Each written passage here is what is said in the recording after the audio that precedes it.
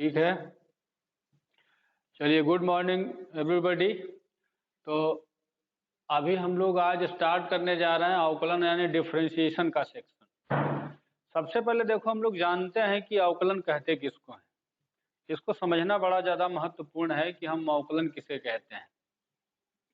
और आज का क्लास जो बताने जा रहे हैं ये आपके लिए बड़ा महत्वपूर्ण होगा। फिर मैं बोल रहा हूँ क्योंकि ये स्टार्टिंग बेस है। ये अवकलन को पढ़ने के लिए ये बेसिक एकदम है, इस पे ध्यान दीजिएगा।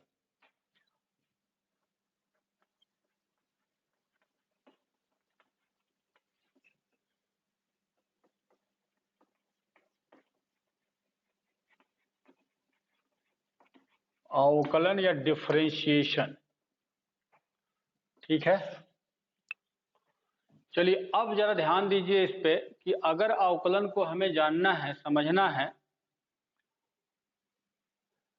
तो एक फंक्शन की हम कल्पना करते हैं। सपोज करिए कि y is equal to F X मैंने लिखा, बहुत ध्यान से समझिएगा। मैंने लिखा y is equal to F X. यहाँ पे x और y दो चीजें हैं और ये दोनों वेरिएबल हैं, लेकिन ध्यान दीजिएगा कि हम x को स्वतंत्र चर और y को परतंत्र चर हिंदी में कहते हैं। इंग्लिश में इसको हम लोग इंडिपेंडेंट वेरिएबल और ये डिपेंडेंट वेरिएबल है। यानी x जो है और y, यहाँ x को हम लोग इंडिपेंडेंट वेरिएबल बोलते हैं, इंडिपेंडेंट वेरिएबल। और y जो है इसको हम लोग बोलते हैं डिपेंडेंट वेरिएबल। हिंदी में इसे स्वतंत्र चर और इसे परतंत्र चर कहा जाता है, ठीक है। तो अब हमने क्या किया कि अगर आप सोचो कि x को मैं बदल करके x प्लस डेल्टा x कर देता हूं और y को बदल करके तब y हो जाएगा y प्लस डेल्टा y। ध्यान दीजिएगा, यहाँ पे डेल्टा y का मतलब है, ये डेल्टा बनाने का जब मेथड समझ लीजिए, ये कुछ ऐसे बनेगा इस टाइप से, और इसके बगल में x, ये दोनों अलग अलग नहीं है, एक ही चीज है। ये ऐसा मत समझिएगा कि इसमें इसका गुणा हुआ है, ये एक सिंबल है विशेष करके। डेल्टा x का मतलब कोई बहुत छोटी वैल्यू, बहुत ही छोटा वैल्यू इसमें मैंने ऐड कर दिया है। तो y की भी वैल्यू में कुछ चेंज आएगा, उसको मैंने मान लिया y प्लस डेल्टा y। और ये ध्यान दीजिएगा कि x प्लस डेल्टा y और ये माइनस भी हो सकता है। हम यहाँ पे प्लस को लेकर के ही समझा रहे हैं, लेकिन यहाँ पे प्लस भी हो सकता है और माइनस भी हो सकता है।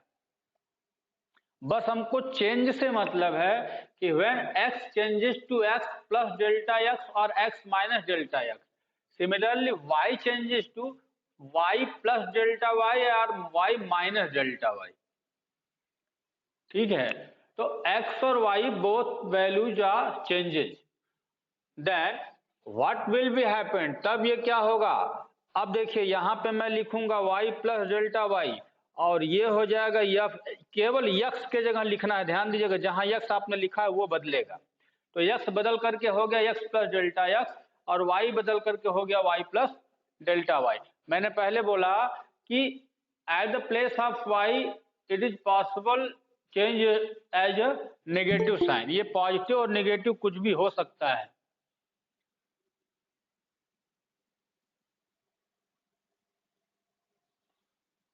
इसी में बीच बीच में सब ये परेशान करेंगे, ये नहीं कि एक बार जुड़ जाए, अब ये बीच बीच में परेशान करेंगे। और अब जो लेफ्ट करेगा उसको बाहर निकाल देंगे। हाँ, ये खेल नहीं चल रहा कि बीच बीच में हम आप लोग में एडमिट करें या फिर पढ़ाएं। तो x की वैल्यू बदल करके x plus Y delta x हो गया, तो y भी चेंज होगा ना, तो y बदल करके F X plus delta x होगा। इसको हम इक्वेशन फर्स्ट मान लेते हैं और इसको इक्वेशन सेकंड मान लेते हैं। और अब हम क्या करेंगे कि इक्वेशन 2 माइनस 1 कर लेते हैं। तो 2 में से अगर 1 को घटाएंगे, ध्यान दीजिएगा, अगर इसमें से इसको घटाएंगे तो y से y कैंसिल हो जाएगा ना, तो ये बच जाएगा डेल्टा y। और इसमें से ये घटेगा तो बस लिख दे रहा हूं यहाँ पे F X plus delta X minus F x हो गया, यानी ये डेल्टा वाई। देखिए वास्तव में जो डेल्टा वाई है ये हम केवल इसलिए निकाल रहे हैं कि जब हमने x के मान में कुछ परिवर्तन किया तो y के मान में कितना परिवर्तन होगा ये नहीं, क्योंकि ये डिपेंडेंट वेरिएबल है। मैंने पहले ही बोल दिया कि ये परतंत्र चर है, ये निर्भर करेगा x के मान पर, निर्भर करेगा x के मान पर कि ये कितना है। तो हमने ये दिखाया कि when x changes to x plus delta x then what will be happened with y delta y, यानी कि y का मान बदल करके कितना चेंज हुआ। अगर x का मान चेंज डेल्टा x में डेल्टा x का परिवर्तन किया तो y में कितना परिवर्तन हो गया, ये हमने निकाल दिया। और इसके बाद क्या करते हैं कि दोनों पक्षों में हम डेल्टा x से भाग दे देते हैं। तो यहां लिखेंगे कि dividing by delta x both sides, delta x का दोनों पक्षों में हम भाग देते हैं। तो होगा क्या, जरा ये देखा जाए। तो इधर हो जाएगा डेल्टा y बटे डेल्टा x और इधर हो जाएगा F X plus delta X minus F X whole upon delta X. समझ में आ रहा है ना? Dividing by delta X both side का मतलब दोनों पक्षों में डेल्टा एक्स से भाग देने पर। तो ये अब हमारे पास ऐसा एक्सप्रेशन आ गया, ठीक है। ये हमें संकेत ये दे रहा है कि what will be the changes in y with respect to change in x, यानी कि x के मान में परिवर्तन के सापेक्ष y के मान में कितना परिवर्तन होगा। x के मान में परिवर्तन के सापेक्ष y के मान में कितना परिवर्तन हुआ, इसकी वैल्यू हमने निकाल लिया। लेकिन दोस्तों ध्यान दीजिए कि ये जो परिवर्तन है, ये जो चेंजेस है delta y by delta x, इस परिवर्तन को हम कुछ मान सकते हैं कितनी वैल्यू, लेकिन इसको और स्मॉल करना, बिल्कुल स्मॉलेस्ट चेंज के केस में ले जाना है। तब हम क्या करते हैं कि यहाँ पे लिमिट चढ़ाते हैं, limit delta x tends to 0 then delta y by delta x, और यही लिमिट इधर भी चढ़ा देंगे, डेल्टा x टेंड्स टू 0 और यहाँ x plus delta x minus F x upon delta x। और इस सिंबल को अब हम एक्सप्लेन करने जा रहे हैं, ध्यान दीजिएगा। एक्चुअल में जब ये लिमिट लग गया, यानी कि डेल्टा x टेंड्स टू 0 का मतलब डेल्टा x की वैल्यू बहुत ही छोटी हो जाए, यानी चलते चलते चलते बिल्कुल जीरो की तरफ चलता जाए। जीरो करना नहीं है, लेकिन जीरो पर टेंडेंसी हो गई। और आप लिमिट पढ़ चुके हो, ध्यान देना, लिमिट आप पहले का 11th में पढ़े हो। मैंने आपको कल परसों में भी आपको वार्निंग दिया था कि लिमिट का सेक्शन जो है थोड़ा सा आप रिवाइज कर लो घर पे बैठ के, क्योंकि उसकी जरूरत हमें है यहाँ पे। तो ये लिमिटिंग केस है, और आप इसके पहले फिजिक्स में भी कई जगह बताया गया होगा कि जब ये लिमिट लग जाता है इस पे जीरो पे टेंडेंसी, तो ये डेल्टा जो है ये डेल्टा नहीं रह जाएगा, बल्कि इसको हम लोग बोल देंगे डी वाई बटे डी एक्स। इस पूरे वैल्यू को हम ऐसे सिंबलाइज करेंगे, और इधर जो दिख रहा है बिल्कुल ऐसे ही रखना है। तो limit delta X tends to 0 और यहाँ पे हम बिल्कुल उतार लेंगे F X plus delta X minus F X whole by delta X. दोस्तों ये जो आप सेक्शन देख रहे हो, ये जो वैल्यू इसी की है, यानी कि जहां पे dy बाई डी एक्स का मतलब क्या हुआ कि ये जो limit delta X tends to 0 delta y बटे डेल्टा एक्स है, इसी को मैंने लिखा है dy बटे डी एक्स। अभी आप जो बोर्ड पे देख रहे हो, थोड़ी सी परेशानी हो सकती है समझने में, लेकिन टेंशन नहीं लीजिए। देखिए मैं पहले बोल चुका हूं कि ऐसा कोई समय का कोई टॉपिक नहीं आएगा जो आपको न समझ में आए। हाँ, कहीं कहीं फिजिक्स में जहाँ पे समाकलन अवकलन का ये सब यूज है, थोड़ा थोड़ा परेशानी हो सकती है, क्योंकि समाकलन अभी दूर है। समाकलन से मुलाकात हम लोग की अभी हमको लग रहा है कि लगभग 1-1.5 महीने के बाद होगी। तो वो बाद का सेक्शन है, वो बीच बीच में फिजिक्स में आता रहता है, थोड़ी सी उसमें प्रॉब्लम होती है। बाकी कहीं कोई प्रॉब्लम नहीं है, टेंशन नहीं लीजिए। ना समझ में आए, जरा सा डाउट हो, अपने बटन को अनम्यूट करके क्वेश्चन मुझसे पूछ सकते हो, ठीक है। अभी हम समझ सकते हैं कि आपको ये पूरी घटना में थोड़ी सी दिक्कत हो रही है समझने में, लेकिन ये मैंने पहले बोला बड़ा ही मजेदार टॉपिक है। इस टॉपिक को जानने के लिए हम आपके सामने एक एग्जाम्पल प्रस्तुत करने जा रहे हैं। समझिएगा बिल्कुल ध्यान से, मैं पहले ही बोल रहा हूं, बहुत ही अटेंशन रखिएगा। इसमें है क्या, देखिए एक्चुअल में कि हमारे पास सपोज करो यहाँ पे एक चौक मैंने लिया हुआ है, ठीक है। अच्छा, आवाज आप तक बिल्कुल क्लियर जा रही है ना? कोई एक स्टूडेंट बोलो, आवाज क्लियर जा रही है?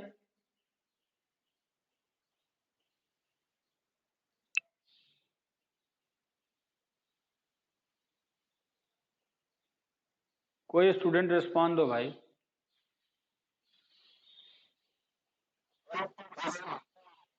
हाँ ठीक है, तब आराम से सुनते रहिए। अब देखिए बहुत अच्छा एग्जाम्पल बताने जा रहे, सुनिएगा बिल्कुल ध्यान से। यहाँ पे अवकलन का मतलब आपको समझाने, ये सब तो लिखने पढ़ने की भाषा है, इसको छोड़ दीजिए। अवकलन कहते हैं कि इसको एक्चुअल में आइए हम सब जानते हैं। हमारे पास ये जो एक चाक मैंने लिया है, बहुत ध्यान दीजिएगा कि इस चाक को हम एक खड़े चाक ऐसे ले लेते हैं। ये चाक इस समय दिख रहा होगा। देखो अब सपोज करो, अपने दिमाग में ये धारण करो कि जो x है, इसमें जो x है वो इस चाक में जो पार्टिकल्स है, छोटे छोटे कण मौजूद हैं, उसको हम लोग उसकी संख्या मान, यानी कि चाक में जो कणों की संख्या है उसको हमने x मान लिया। लेकिन उन चाक के कणों को जोड़ जोड़ के चाक बनाया गया, तो इससे इसकी लंबाई धीरे धीरे बढ़ेगी ना, इसको y मान लो। समझे मेरी बात? इस समय चाक में जो एक परत है, कण के बजाय आप चाक की एक परत को x मान लो। जैसे कि बिल्कुल एक पतली सी परत हम निकालेंगे, वो क्या है? वो x है। तो चाक में कणों की संख्या को अगर x माना जाए और चाक की लंबाई को y माना जाए, समझ गए? अब जरा सुनो मेरी बात।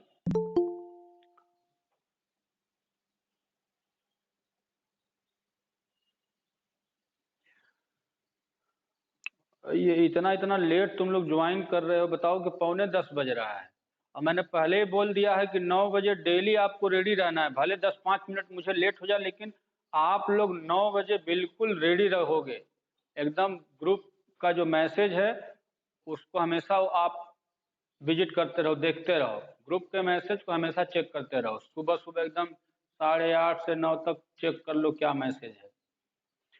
हाँ चलो, अभी मैंने जो बोर्ड पे लिखा है इसको समझने के लिए अगर देखा जाए, अच्छा ये बताओ कि ये जो मेरे पास चाक है, मैंने कहा यक्स चाक में कणों की संख्या, जो वाई इसकी लंबाई है। अब मैंने क्या किया कि इस चाक में हम इस समय इतना ये तोड़ दिया। तोड़ने का मतलब माइनस, मैंने कहा कि प्लस की जगह माइनस भी हो सकता है। अभी मैं माइनस को समझा रहा हूं, उसको प्लस भी। अब मैंने ये चाक में ये संख्या थी, तो हो सकता था कि मैं इस चाक को थोड़ा सा जोड़ दूं, ऐसे जोड़ दिया तो ये प्लस माना जाएगा, घटाएंगे तो तोड़ देंगे, बस यही अंतर है। आप अभी समझो। अब ये जो मैंने तोड़ा है, तो आप जानते हो इसमें जो, अब इसमें जो चाक में कणों की संख्या है वही है डेल्टा यक्स। क्या है वो? Delta X. और जो लंबाई है चाक की वो क्या है? Delta Y. ये डेल्टा वाई मतलब लंबाई में जो परिवर्तन होगा वो डेल्टा वाई है, और कण में जो परिवर्तन होगा वो डेल्टा एक्स है। समझ में आया? अच्छा, यही लाइन बता रहा है कि जब यक्स का मान बदल करके X minus delta Y, X minus delta X, तो वाई का मान बदलकर वाई माइनस डेल्टा वाई हो गया। यानी कि जो डेल्टा वाई है ये हमारे हाथ में है, ठीक है। जो वाई का और एक्स का नया मान है वो ये हमारे हाथ में है। अच्छा, अभी मैंने इतना परिवर्तन किया। अब सुनना मेरी, जो इस समय चाक में कणों की संख्या डेल्टा एक्स और लंबाई डेल्टा वाई है। लेकिन अच्छा सोचो कि ये जो परिवर्तन हुआ है, चेंज हुआ है, इसको थोड़ा और कम कर दिया मैंने, तो अब जो डेल्टा एक्स का मान है और छोटा हो गया, तो डेल्टा वाई भी छोटा होगा। देखते रहना ध्यान से। अब जरा देखो यहाँ पे, ये वाई का मान था, तो जब एक्स का मान बदल करके ये हुआ तो वाई का मान बदल करके ये हो गया, ये समीकरण 2 मिल गया। अब हमने इसमें से इसको इसीलिए घटाया था कि हमको ये डेल्टा वाई मिल सके। डेल्टा वाई का मतलब इस समय हमारे पास जो चाक की लंबाई है ये क्या है, जो परिवर्तन मैंने किया, असली वाला नहीं, ओरिजिनल वाले से नहीं, मतलब जो मैंने चेंज किया है, तो ये क्या हो गया डेल्टा वाई। तो इसमें जो चाक के कणों की संख्या बचेगी वो डेल्टा एक्स होगी। तो हम डेल्टा वाई का ये मान निकाले हुए, ये लाइन डेल्टा वाई बता रहा है कि ये, इसका कहने का मतलब है कि जब आप एक्स को चेंज करते हैं तो इसके करस्पॉन्डिंग, इसके रिस्पेक्ट में, इसके कंपैरिजन में वाई कितना चेंज हुआ, हमको ये भी जानना है। एक्स में मैंने चेंज किया तो वाई का मान कितना चेंज हो रहा है।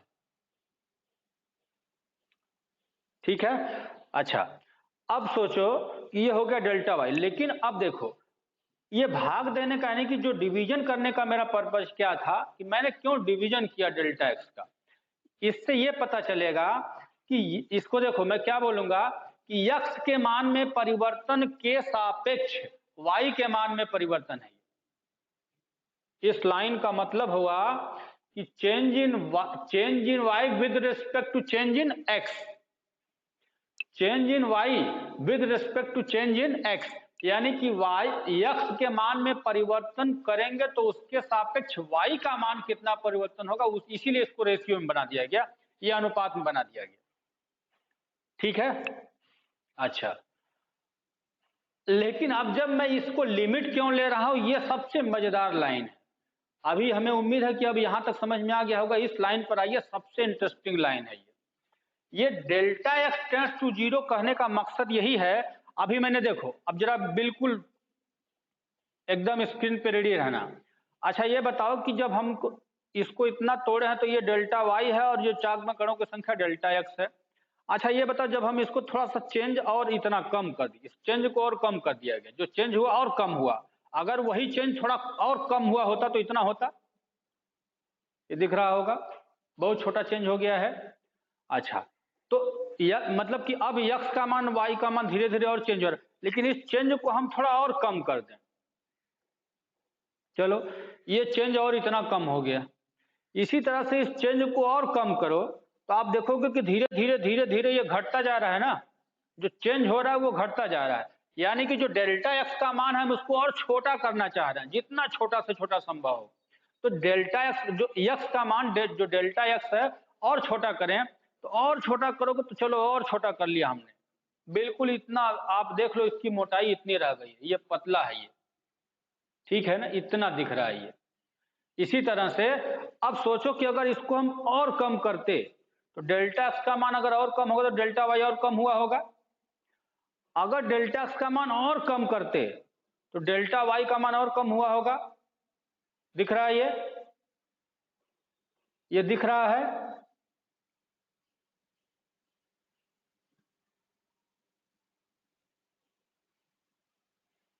चलिए तो ये इस समय आपको दिख नहीं रहा, बहुत कम चेंज हुआ है, कारण यह है कि इस समय मेरे हाथ में कुछ है भी नहीं, ठीक है ना। लेकिन हमने क्या कहा कि डेल्टा एक्स का मान जीरो पे टेंड्स कर, जीरो का मतलब इतना छोटा होगा कि हम देख नहीं सकते, केवल सोच सकते हैं। देखा नहीं जा सकता, केवल सोचा जा सकता है कि हाँ इतना पतला होगा कि वो मुझे दिख भी नहीं रहा है, और वही है इसीलिए लिमिट डाला गया है। यानी कि ये चेंज जो है इतना कम करना है कि वो जीरो पे टेंडेंसी बन जाए, और तब इस सिंबल को ही हम लोग बोलते हैं x के सापेक्ष y का अवकलन करना। यही सिंबल है dy बाई डी एक्स, जिसको हम कहते हैं कि x के सापेक्ष हमने y का अवकलन कर दिया। अवकलन, अव का मतलब होता है घटाना, कम करना, लेस करना। अव इसीलिए लगा हुआ अवकलन, मतलब बहुत स्मॉल चेंजेस के द्वारा, जीरो टेंडेंसी पर चेंज के द्वारा जो वैल्यू हम अवकलन, जो कलन का मतलब हल करना या उसको कैलकुलेट करना, ये सब होता। अवकलन मतलब बहुत ही स्मॉलेस्ट चेंज के द्वारा जो हम गणनाएं करेंगे, उस वैल्यू को ही हम लोग अवकलन या डिफरेंशिएशन बोलते हैं। समझ में आ गया होगा आप तो। और इस ये तो बस जैसे जैसे इधर चेंज हो वैसे इधर, इधर सब इधर तो खाली जो जो इधर करोगे वही काम इधर करते करते यहाँ पहुंच गए। लेकिन इसको हम नए सिंबल के द्वारा प्रेजेंट करते हैं dy बाई डी एक्स, और इसको मतलब इसको dy बाई डी एक्स लिखा गया, इसी को बोलेंगे क्या कि हमने x के सापेक्ष y का अवकलन किया और इसका जो मैथमेटिकल वैल्यू हमारे सामने निकल के आया, यानी कि dy/dx वैल्यू इतनी। इसका मतलब कि अगर y का मान इतना कोई दे रखा है आपको कि y बराबर इतना है, तो dy/dx का मान आप इस प्रकार से परिभाषित करेंगे। This is the basic definition of differentiation of any function with respect to another variable. तो x यहाँ पे इंडिपेंडेंट वेरिएबल है और y यहाँ पे डिपेंडेंट वेरिएबल है। इसके साथ x के सापेक्ष y का अवकलन करने का ये बेसिक फार्मूला है। इसका मतलब y का अगर x के सापेक्ष अवकलन करेंगे तो इस सूत्र का प्रयोग होगा। बस आपको fx y बराबर fx अगर पता है तो fx प्लस डेल्टा x निकालिए और इस फार्मूले में डाल के लिमिटिंग वैल्यू निकाल दीजिए, वो इसका आंसर मिल जाएगा आपको। ये उसका फार्मूला है। अब इस समय स्क्रीन पे जो दिख रहा है पूरी बात समझ में आई कि किसी को अभी डाउट है? अभी मैं और समझा रहा हूं, फिर से सुनिए, सुनते रहिए ध्यान से। अवकलन के लिए फिर सुनिए आप। अच्छा ये बताओ कि अवकलन मीन्स डिफरेंशिएशन, इंग्लिश भी आप अच्छे से सुनते रहोगे। ये नहीं कि हिंदी मीडियम हो तो केवल हिंदी सुनोगे, इंग्लिश मीडियम हो तो केवल इंग्लिश सुनोगे। दोनों का मर्ज आपको आना चाहिए, क्योंकि कहीं कोई लैंग्वेज परेशान आपको नहीं करेगी। लैंग्वेज में आप न फंसो। हमारा एम यही होता है कि किसी भी मीडियम के स्टूडेंट हो, दोनों लैंग्वेज, क्योंकि आप जहाँ रहते हो, जिस माहौल में रहते हो, वहाँ पे मिक्स लैंग्वेज चलता है, दोनों लैंग्वेज, इसलिए दोनों में आपको जानना है। तो यहाँ पे डिफरेंशिएशन, अब एक एग्जांपल जरा और सुनो, what is mean by differentiation. आप अच्छा ये बताओ कि आप, जैसे कि आपके घर में चावल पकता है कुकर में या किसी और केन वगैरह में, तो कुकर में जैसे सपोज करो चावल पका हुआ है, ठीक है। अब कुकर में अगर चावल पका है तो आप जब खाना खाने बैठते हो तो आपको कोई थोड़ा सा निकाल के दे देता है, उसको पौना कलछुल जो तुम लोग बोलते हो, जैसे भी, उससे निकाल के थोड़ा सा आपको दे देता है। तो अच्छा ये बताओ कि जहां से वो चावल, जैसे कि ऐसे काट करके चावल निकाल के आपको दे दिया, तो जानते हो क्या हुआ? ये जितना चावल आपको निकाल के दे दिया गया वही है डेल्टा एक्स। क्या है वो? यही है डेल्टा एक्स, समझे। और जो वहां पे जगह खाली हुआ है, वाई के मान में जो परिवर्तन हुआ, यानी कि जितना उसका हाइट था कुकर का, जितना भरा था, वो जो चेंज आया है वो है डेल्टा, सॉरी, जैसे कि जितना चावल आप निकाल के अलग किए हो तो उसमें जो दानों की संख्या है उसको हम डेल्टा एक्स मान लेते हैं, और उससे जो उसकी जो वॉल्यूम में या उसके लेंथ में जो भी कमी आ रही है उसी को हम मानते हैं डेल्टा वाई। समझ गए? डेल्टा एक्स और डेल्टा वाई। एक पौना कल आप चावल निकाले तो वो है डेल्टा एक्स, और जो जितना एरिया खाली हुआ है, चेंज आया है, वो है डेल्टा वाई।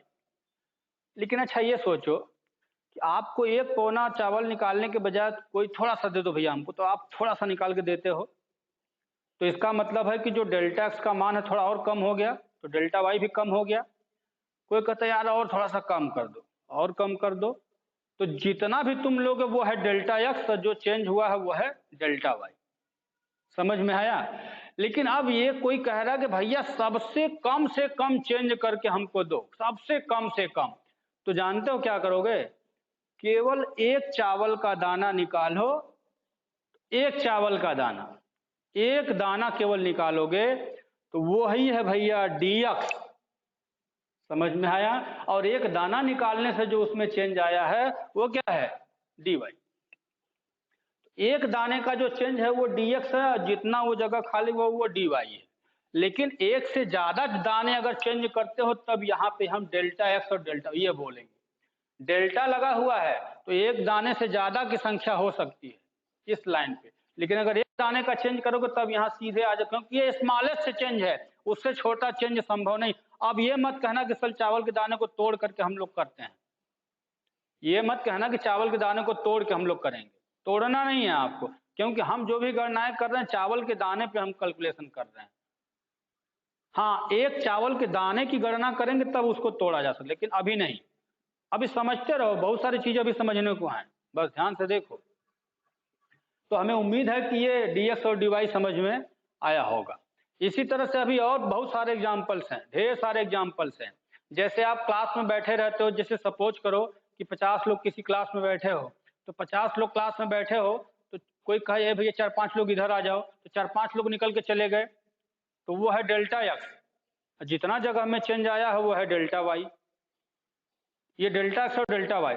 लेकिन कोई जब केवल एक स्टूडेंट की गणना होती है, एक स्टूडेंट जब बाहर जाएगा तो वो है डी एक्स, और जो जगह चेंज हुआ है वो है डी वाई। तो डी एक्स डी वाई का मतलब स्मॉलेस्ट चेंजेज, उससे कम चेंज संभव नहीं है। हाँ, अब ये मत कहना कि स्टूडेंट को आधा फाड़ के, चीड़ के, काट के उसको कम कर, नहीं, ऐसा नहीं करना है, क्योंकि हम स्टूडेंट की गणना कर रहे हैं, उसका कैलकुलेशन होने जा रहा है। समझ में आया? तो इस प्रकार से इस पॉइंट पर विशेष ध्यान देना है आपको कि डीएक्स और डीवाई का मतलब क्या होता है। चलो, अब हमें उम्मीद है कि ये फार्मूला आपको समझ में आ गया होगा, और ये अभी आपको सब क्लास सुनने की जरूरत, ये सब चीजें नोट्स में नहीं ले जाया जाता, बस सुनो, मेरी बात समझो ध्यान से, ये सब नोट्स की चीजें नहीं है। नोट्स की चीजें आप जब चलोगे कैलकुलेशन वगैरह, मेन जो चीजें प्रूफ वगैरह है वो सब जाएंगी, और बुक अपने पास रखे रहेंगे तो ज्यादा फायदा होगा। और ये 11th की बुक में है, ध्यान दीजिएगा, ये जो आप पढ़, ये पूरा टॉपिक 11th की बुक का है। तो देखो, अब हम लोग के पास जो प्राप्त हुआ, कभी भी कोई कहेगा कि यदि y का मान x प्लस वाई बराबर एफ एक्स है, तो कोई पूछेगा कि dy बाई डी एक्स का मान कितना होगा, तो आप लिखोगे limit delta X tends to 0, और यहाँ पे हो जाएगा F X plus delta X minus F X बटे डेल्टा एक्स। समझ में आ गया ना? अब इस लाइन को आपको भूलना नहीं है, कभी नहीं भूलना है जब तक पढ़ते रहोगे। ये पूरे पढ़ाई काल में यहाँ से आज के दिन से शुरू हो रहा है, आज के दिन से शुरू हो रहा है, और जब तक आपकी लाइफ है, जब तक पढ़ाई के जीवन काल में बने रहोगे, इस लाइन को आपको नहीं भूलना है, क्योंकि पूरे अवकलन की ये मेन बेस है, मेन जड़ है, और इसको हम लोग प्रथम सिद्धांत से अवकलन कहते हैं। इसी का नाम है प्रथम सिद्धांत से अवकलन, differentiation by first principle. English में इसको डिफरेंशिएशन बाय फर्स्ट प्रिंसिपल कहा जाता है, डिफरेंशिएशन बाय फर्स्ट प्रिंसिपल। तो ये आपका फार्मूला हो गया। बोलने का भी जरा तरीका पहले समझ लीजिए ध्यान से। यहाँ पे हम सुविधा के लिए एक और काम करेंगे कि फॉर इजी ट्रीटमेंट, जो डेल्टा एक्स आप देख रहे हो ना, इसको हम लोग एच मानेंगे। जो आप डेल्टा एक्स देख रहे हो इसको हम लोग एच मानेंगे। माना गया है, केवल है वही डेल्टा, एच का मतलब एक्स के मान में परिवर्तन। अच्छा, कहीं डेल्टा वाई आएगा उसको हम लोग के मानेंगे, लेट कर दिया गया, मतलब माना। अगर डेल्टा एक्स के जगह हम एच का प्रयोग करें, डेल्टा वाई की जगह के, केवल सुविधा के लिए, मतलब बार बार ये डेल्टा डेल्टा हम लोग को ऐसे बनाना पड़ेगा, तो सुविधा के लिए लोग गणितज्ञों ने कहा कि चलो अब हम तो समझ ही गए हैं, डेल्टा एक्स को हम एच लिखेंगे, डेल्टा वाई की जगह के लिखेंगे, ठीक है। और तब यही फार्मूला हम लोग जो यूज करेंगे D Y by D X, और ये हो जाएगा लिमिट, अब यहाँ एच टेंस टू 0, और ये हो जाएगा F X plus H minus F x by H. तो अब हम इस फार्मूले का प्रयोग करेंगे। लेकिन स्टूडेंट एक बात और मेरे ध्यान से सुनिए, ये जो D Y by D X है, इसको बोलने का तरीका, लिखने का तरीका, समझने का तरीका भी है इंपॉर्टेंट। एक्चुअल में देखो, यहाँ पे जो D Y by D X आप देख रहे हो, हम इसको बोलेंगे, जो सांकेतिक इसका प्रोनाउंसिएशन है, इसको बोलेंगे D D X of Y, D D X of Y means क्या बोलें इसको, D D X of Y, D D X of Y. और यहां पे ये जो आप देख रहे हो डी डी एक्स, केवल इसी को ऑपरेटर माना जाता है, अवकलन ऑपरेटर मतलब डिफरेंशियल ऑपरेटर। डिफरेंशियल ऑपरेटर, सुन लो फिर से, डीडीएक्स जो आप देख रहे हो डीडीएक्स, इसको डिफरेंशियल ऑपरेटर कहा जाता है।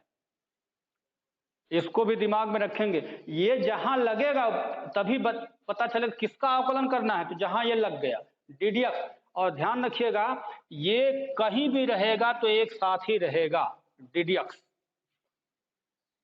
जब अवकलन वाले समीकरण में जाएंगे हम लोग वहां, तब इसका कुछ रूपरेखा चेंज होता है, लेकिन जब तक अवकलन में बने रहेंगे। Hello,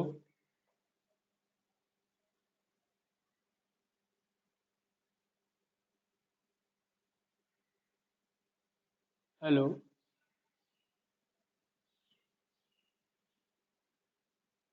hello. हाँ वही वीडियो यहाँ पे लॉस हो गया,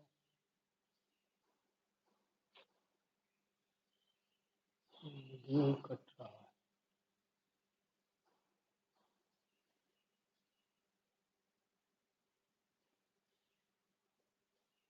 आया? चलिए, तो ये जो सेक्शन है बिल्कुल यहाँ पे आप ध्यान रखोगे कि डीडीएक्स ही बोलोगे आप, डी वाई बटे डीएक्स नहीं बोलोगे। याद रखना कि जब भी बोलोगे ऐसे बोलोगे डीडीएक्स ऑफ वाई, डीडीएक्स मतलब डीडीएक्स का मतलब ऑपरेटर, तो डीडीएक्स ऑफ मतलब किसका, किसके लिए, वाई के लिए। तो हम वाई का अवकलन कर रहे हैं, तो इसलिए इसको डीडीएक्स ऑफ वाई बोलेंगे। और जहां भी लगेगा उसी का अवकलन करने के लिए बोला जाएगा। डीडीएक्स जहां लग गया समझ जाना कि उसका अवकलन करना है।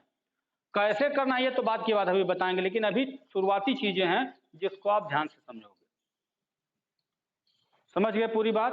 तो ये डीडीएक्स है। और हाँ बोलो, क्या मेरा वीडियो नहीं दिख रहा है? नहीं, यहाँ तो क्लियर है, अपना चेक करो। मेरा यहाँ क्लियर है, जा रहा है वीडियो, दिख रहा है।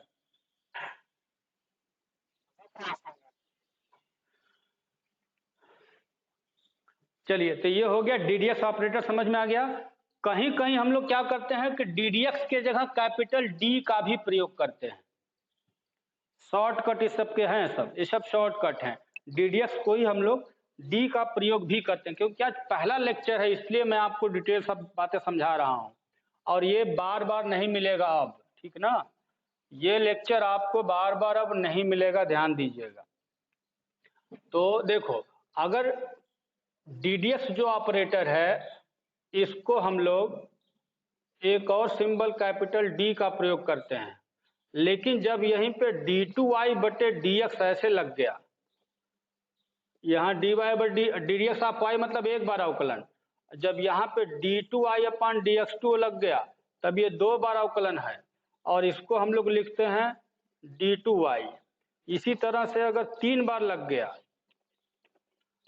तो हम इसको बोलेंगे डी थ्री वाई।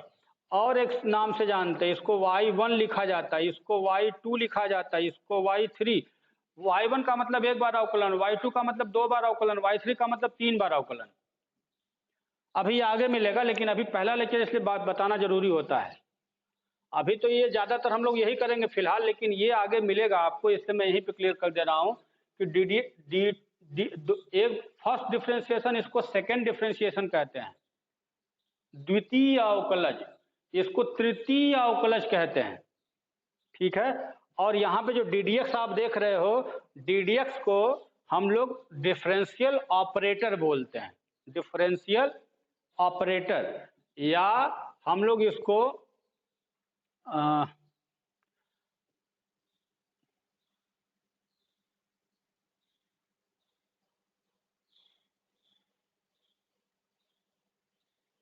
अवकल गुणांक भी हम लोग कहते हैं।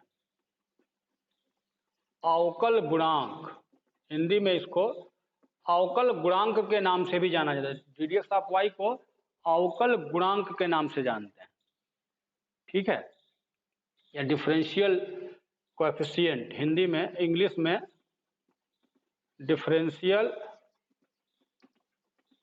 कोएफिशिएंट कहते हैं। डिफरेंशियल कोएफिशिएंट हिंदी में अवकल गुणांक या अवकलज भी कभी कभी बोल दिया जाता है, अवकलज, ये सब इसी के नाम है। ठीक है, तो चलिए ये हमारा सेक्शन जो है आज यहाँ आपको मैंने परिचय कराया कि अवकलन हम कहते किसको हैं। ठीक है, आज का ये फर्स्ट लेक्चर केवल डिफरेंशियल का मतलब टोटल हम लोग अभी क्लियर किए हैं कि किसको कहते हैं। लेकिन ध्यान दीजिएगा कि कल, आज का लेक्चर अब यहीं हम फिनिश करेंगे, कल से फिर इसी लेक्चर को हम आगे बढ़ाएंगे और कल आपको बताएंगे कि अवकलन किया कैसे जा। आज तो मैंने समझाया कि अवकलन कहते किसको हैं, लेकिन कल बताएंगे कि अवकलन किया कैसे जाता है। इसीलिए मैंने कहा था कि इसमें शुरुआती 2-3 लेक्चर अगर जिसका छूटा तो वो अपने लिए परेशानी खड़ी करेगा। तो आज के लिए बस यहीं तक, ठीक है।